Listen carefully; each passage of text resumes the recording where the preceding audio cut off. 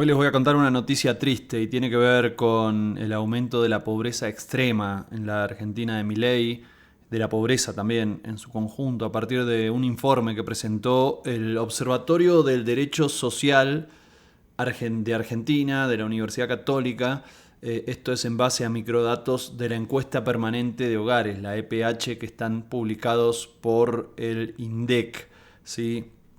¿Qué dice el informe? Que la pobreza llegó al 54,9%, o sea, prácticamente el 55%. El 55% de los argentinos son pobres, ¿sí? Punto. Y eso es lo primero que hay que resolver. Segundo, la indigencia. La indigencia, ya la pobreza extrema, ¿sí? Ahí es hambre, no te alcanza ni para comer. Supera el 20%, 20,3%. Claro, el tema es el siguiente. En el cuarto trimestre, o sea, en la parte final del año 2023, la pobreza era del 45,2%. Es decir, la pobreza aumentó casi un 10% desde que asumió Milei.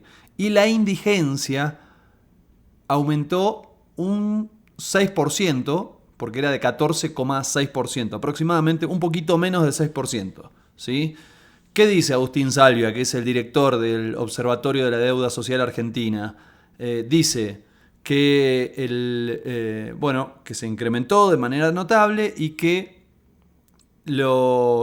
con respecto a los tres meses, estos 3 meses de 2023, tuvo lugar, sobre todo antes de finalizar el año, este aumento, este pico pero tan grande. Claro, la pregunta es ¿por qué? ¿Cómo llegamos a esto? ¿Qué está pasando? Porque capaz que hay otros indicadores que están un poco mejor, hay un descenso, ponele entre comillas, de la inflación, o por lo menos en la estadística, aunque el último empezó a rebotar, o sea, se interrumpió la seguidilla de meses a la baja. ¿Y qué más? Bueno, el déficit está mejor, supuestamente. Un dólar que pareciera, tuvo un salto, pero pareciera que en algún momento se había estabilizado.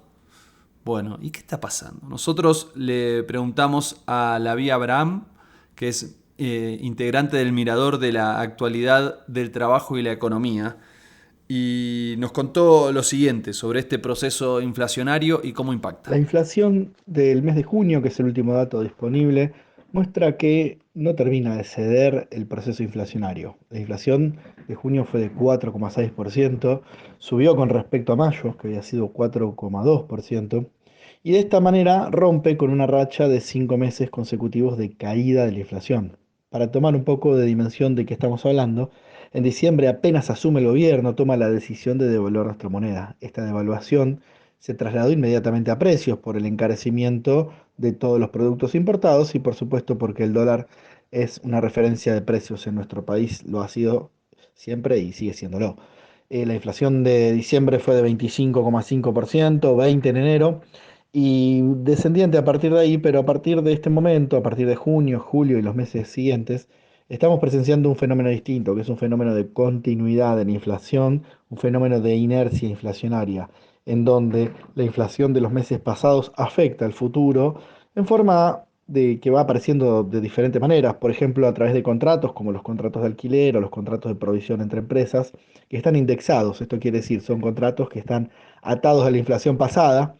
Al estar atados los valores a la inflación pasada, en el presente la propia inflación se replica porque, por ejemplo, si un contrato de alquiler aumenta los costos de un negocio, esto va a aumentar los precios y estos precios influyen de manera del total de la economía, digamos, influyen sobre el índice de precios del mes siguiente, aumentando el alquiler de los meses siguientes y armando esta cadena de inercia. Esto siguió así hasta junio y probablemente siga así en el futuro.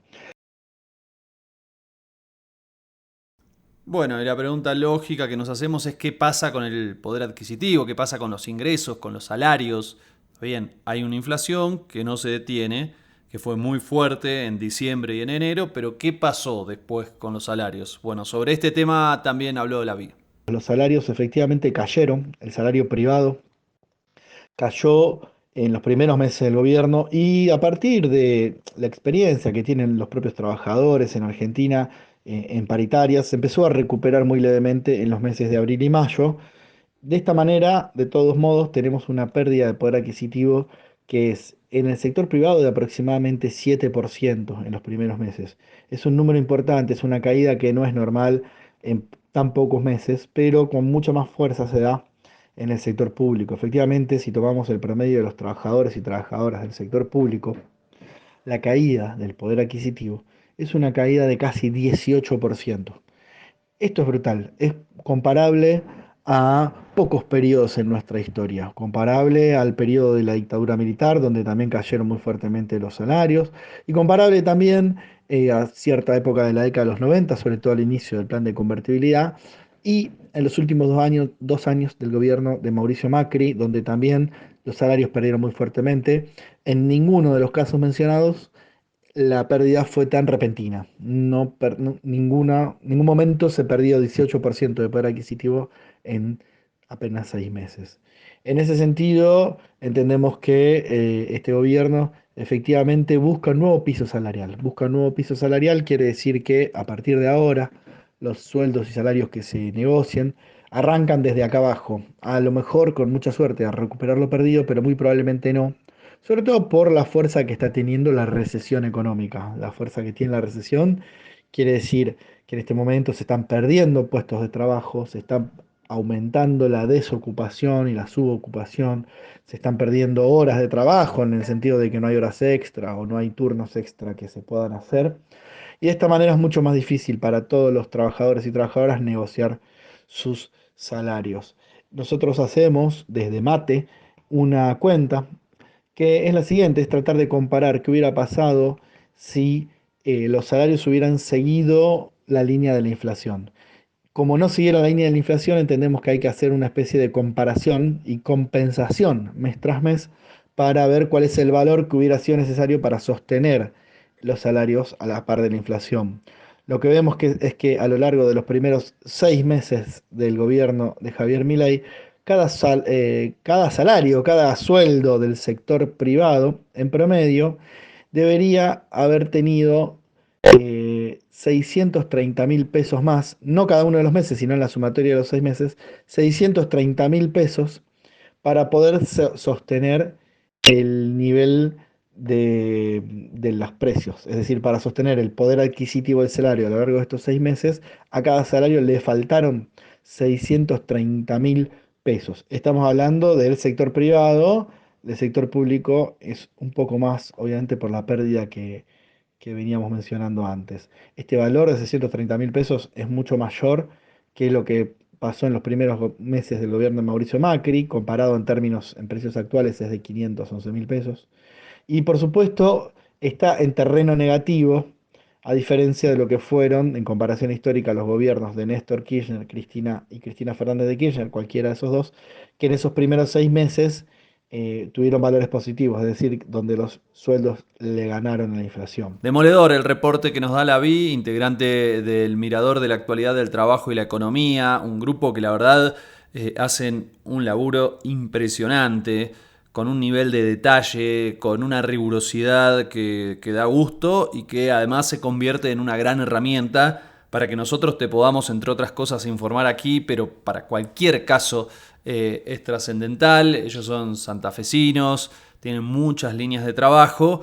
Y por último, se refirieron, ya nos podemos dar una idea sobre cómo viene la mano, pero se refirió también a aquello que tiene que ver con las jubilaciones. Cabe decir que las jubilaciones también están con una leve recuperación en los últimos meses, pero tras una importante caída en los primeros meses del año.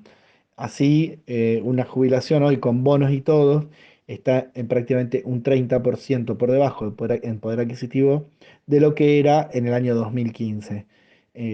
Esto es la pérdida que tuvieron los jubilados con cierta fuerza, con muchísima fuerza en los primeros meses de este gobierno y una leve recuperación al final, así todo 30 puntos por debajo de lo que era en 2015. Bueno, hasta ahí esta historia de un repunte más que pronunciado de la pobreza y de la pobreza extrema, la indigencia en la Argentina de Javier Milei. Consecuencias concretas de la devaluación que sucedió en el principio de su mandato con una inflación tremenda, por más que ahora claro, se reivindica que fue bajando la inflación. Pero claro, si tomás la interanual, si ves lo que pasó en diciembre y en enero, es realmente alarmante lo que ocurrió, sobre todo en un país como Argentina, donde la inflación se mide por ingresos y que tiene un impacto directo y letal. Sumale a esto el gran debate que se generó alrededor de la política social y del rol de los comedores, el traspaso de alimentos para los distintos comedores. Es cierto, muchos de ellos organizados, administrados, gestionados por movimientos sociales, pero que tienen una línea de llegada directa a aquellas personas que están padeciendo esta pobreza extrema. Bueno, fue un gran debate el que se generó alrededor de este punto porque había planteos sobre que el gobierno estaba estoqueando esa comida, no la estaba distribuyendo cuando hay millones de personas que tienen hambre, ¿sí? Que no les alcanza para comprar la comida que necesitan todos los días. Yo siempre lo digo, creo que lo primero que hay que mirar, por el primer motivo que hay que evaluar a un gobierno, es por este. Lo otro es secundario, lo otro viene después. Pero en primer lugar, nada se puede hacer si hay gente que pasa hambre, si hay gente que está en la pobreza. Y por eso, claro, lo que estamos viendo en este momento es verdaderamente alarmante.